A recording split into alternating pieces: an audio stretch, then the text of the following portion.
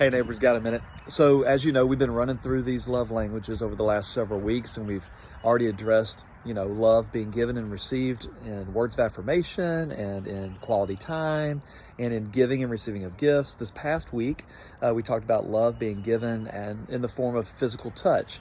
And I'd already said last week that hugging is one of my favorite ways to express love to another and to receive love from another.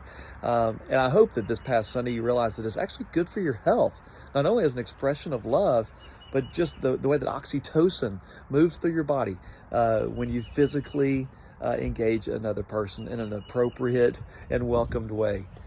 You can go back and actually watch that sermon if you want to. But as I look ahead to the final of the 5 love languages, this coming week, we're going to talk about acts of service. And just as I said this past Sunday that, I believe God had physical touch was very, very important to him.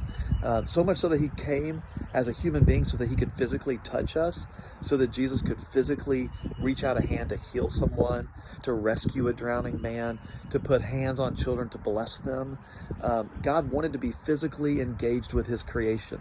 But I also think that the very nature of Jesus was acts of service. The Bible says that he came not to be served, but rather to serve, to offer his life as a ransom for many. You can go to Philippians chapter 2 and see that Paul encourages us to have the same mind of Christ, that we would empty ourselves, we'd pour ourselves out for the sake of others, specifically in acts of service.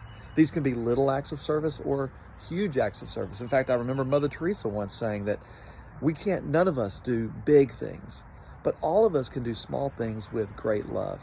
We're going to talk through that this coming Sunday, and who better to talk about it than our missions pastor, Karen Tyler. I'm going to be here. I hope that you'll be here too. See y'all next Sunday. Love you. Bye-bye.